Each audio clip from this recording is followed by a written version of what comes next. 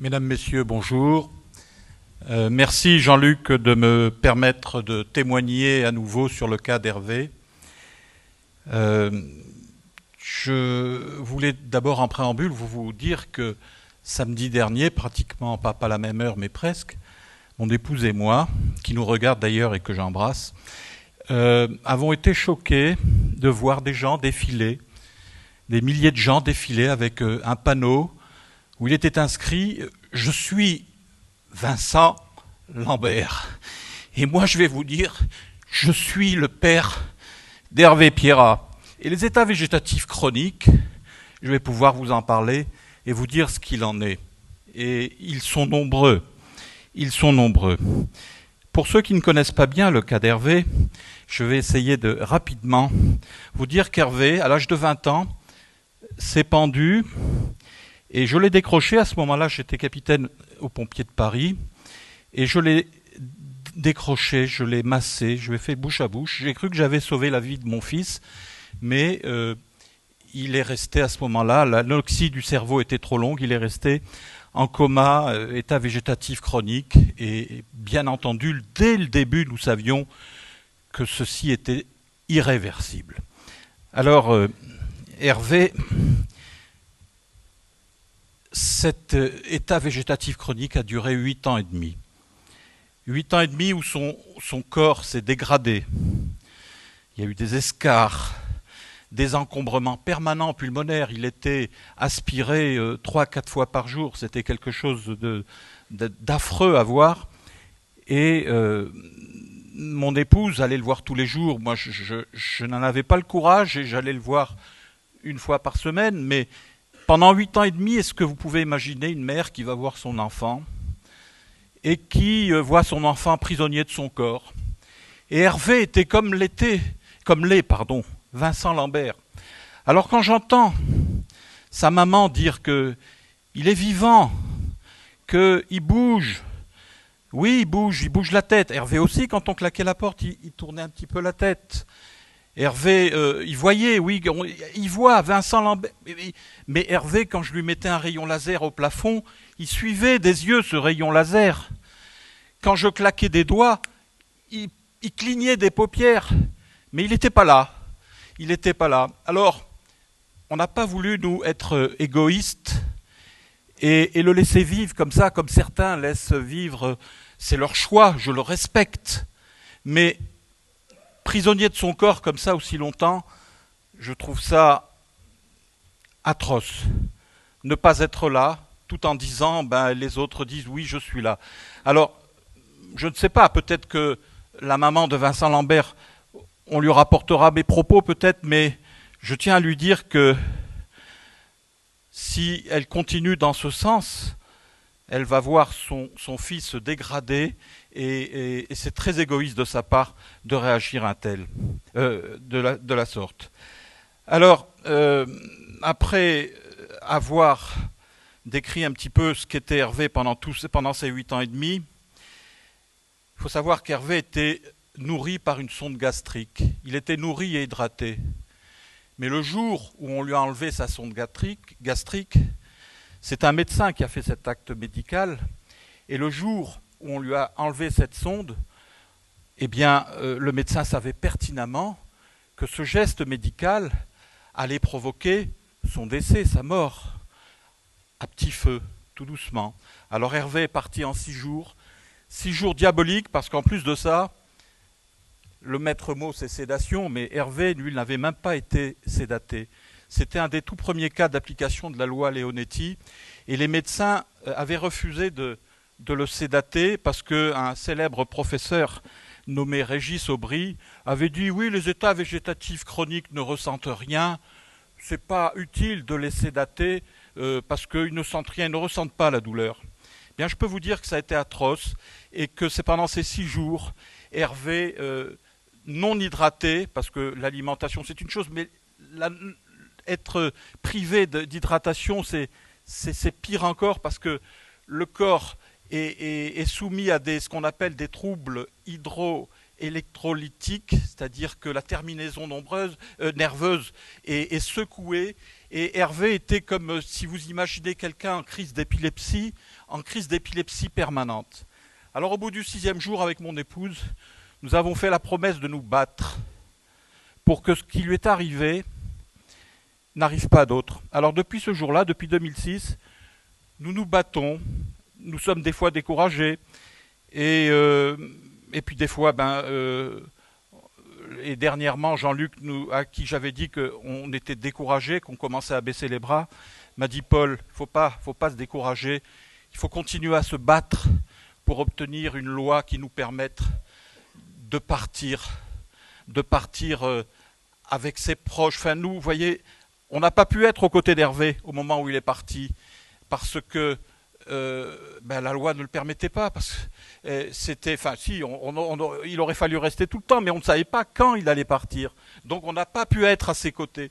Et ça, c'est un regret que nous aurons jusqu'à notre mort, mon épouse et moi-même, de ne pas pouvoir pu prendre la main de notre enfant et de dire tu vas partir, mon enfant, sur un nuage, là-haut, parce qu'il n'était pas là, mais bon, il allait partir véritablement, il allait mourir une deuxième fois, et ça, on n'a pas pu. Alors, je vais arrêter de vous parler d'Hervé. Enfin si, mon propos tient essentiellement sur les états végétatifs chroniques, vous l'avez compris, mais sans oublier également tous ceux qui sont pris par la maladie, mais dans d'autres circonstances. Et il faut savoir que nous, pour faire appliquer la loi Leonetti, il a fallu qu'on se batte pendant 16 mois contre les médecins qui ne voulaient pas appliquer la loi, et contre même le procureur de la République. Donc on était obligé de faire intervenir les plus hautes instances, M. Leonetti lui-même, et c'est même ce M. Régis Aubry, le professeur dont je vous parlais tout à l'heure, qui est venu donc au chevet d'Hervé et qui a persuadé les médecins d'appliquer la loi en leur disant de ne pas sédater. Alors le maître mot, sédation. Et donc maintenant, je vais remonter un petit peu maintenant au présent, et je vais vous dire que le cas d'Hervé a beaucoup marqué M. Leonetti. Il en parle très souvent dans ses conférences. Et il nous a auditionnés en 2008 à l'Assemblée nationale. Et au bout d'1 heure et demie d'audition, il s'adresse à moi et puis il me dit « Monsieur Pierrat, si Hervé était parti en 2 jours, et ça c'était en 2008, je vous rappelle, au moment de la première correction, excusez-moi, entre guillemets, de sa copie, si Hervé était parti en 2 jours, seriez-vous devant nous aujourd'hui ?» C'est vous dire que déjà, en 2008, il avait en tête cette sédation profonde et continue qui permettent de faire partir les patients de manière assez rapide.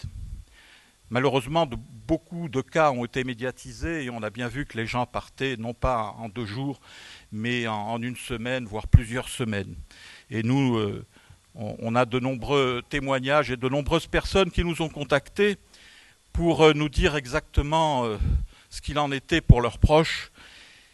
Et cette sédation continue et profonde, elle est d'une excusez-moi, mon épouse n'aime pas que j'emploie ce terme, et elle va encore me gronder, mais moi je trouve que c'est une hypocrisie totale. Totale.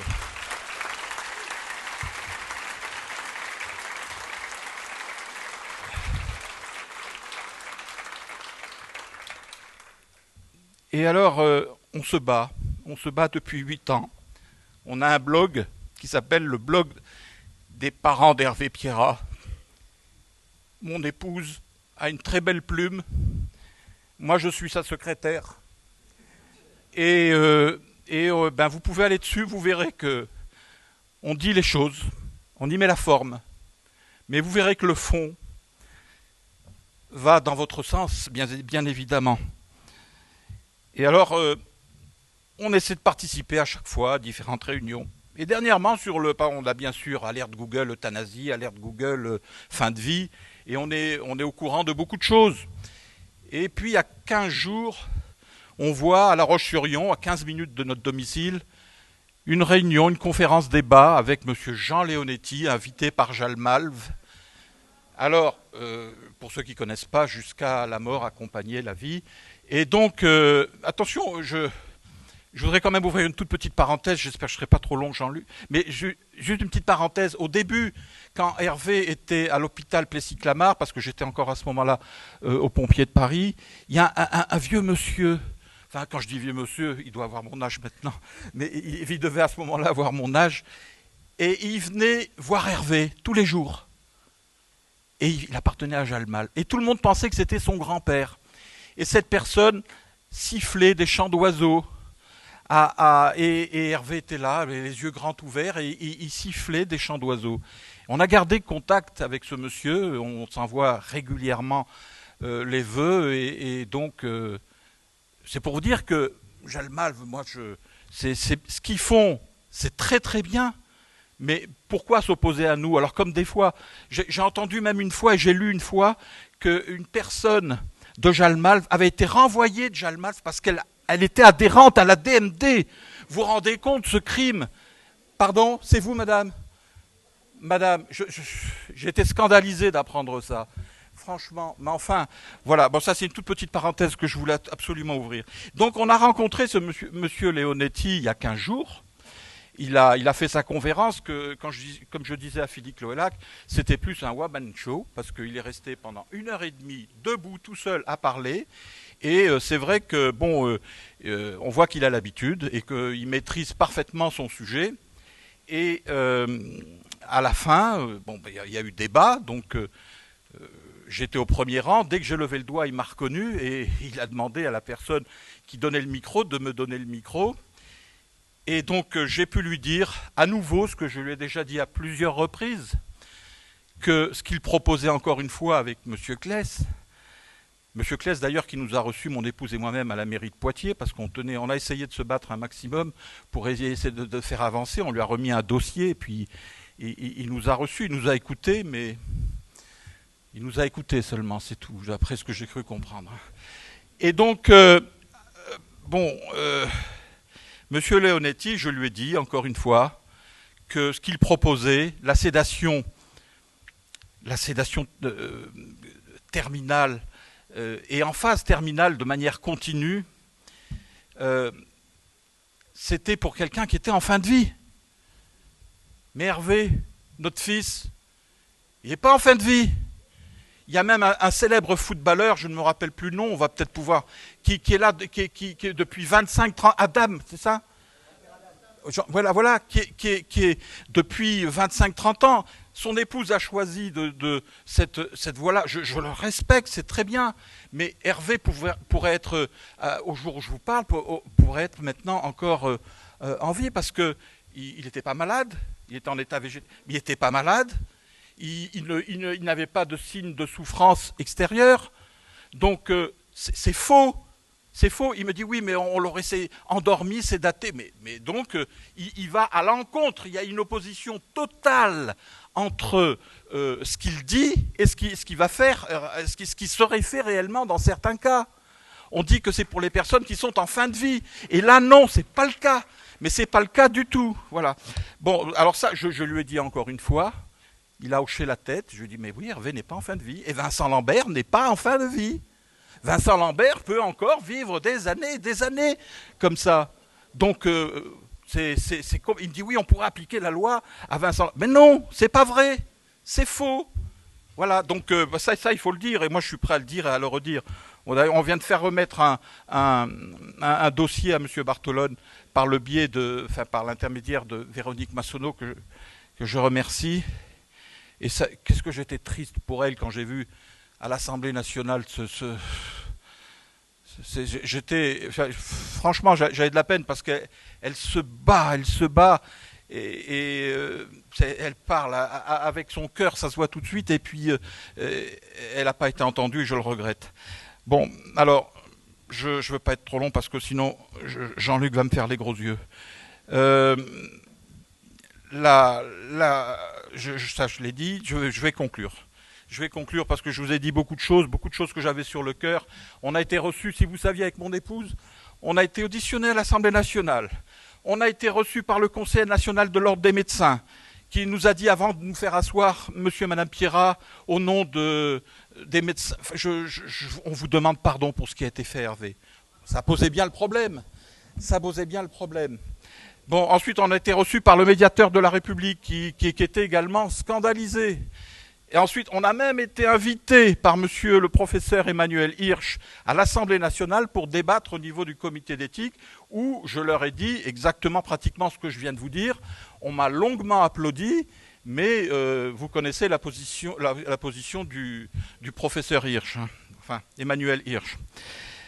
Alors, on a été reçu également, et ça, c'était ô combien, et il est parti... David de l'IFOP, oui. Et donc, on a été auditionné par les citoyens, le débat citoyen, et ils ont été touchés par notre témoignage, et ils nous ont appelés. Après, ils ont réussi à avoir notre numéro de téléphone, on était très sensibles à leur appel, et ils nous ont dit que notre témoignage, leur demande plutôt de leur exception d'euthanasie qu'ils ont proposée, hein, même si ce n'est pas suffisant, de cette exception d'euthanasie, ce qu'ils ont proposé, c'était suite à notre témoignage. Alors, on va continuer. Et pour conclure, je vais vous dire, et cette conclusion, elle n'est pas de moi, elle est de Daniel, donc je vais vous la lire. En ne voulant pas nommer précisément les choses, c'est-à-dire aide active à mourir, les agonies seront plus ou moins longues, de 2 à 3 jours jusqu'à plusieurs semaines à l'appréciation du corps médical. Cette probable nouvelle loi générera encore des cas dramatiques qui défrayeront la chronique. Bis repetita, réévaluation de la loi, entre parenthèses, donc peut-être que M. Leonetti sera également nommé à ce moment-là, pour recorriger sa copie une autre fois. Hein, moi qui suis bac-2, je vais vous dire, si j'avais pu corriger 1 fois, 2 fois, 3 fois mes copies, je serais bac+8 là, en ce moment, à l'heure où je vous parle. Hein. Voilà. Je vais encore me faire gronder par mon épouse pour cette petite... mais bon. Donc cette probable nouvelle loi générera encore des cas dramatiques qui défrayeront la chronique, et bis repetita, réévaluation de la loi sur la fin de vie, avec bien évidemment... Monsieur Leonetti comme rapporteur. Je vous remercie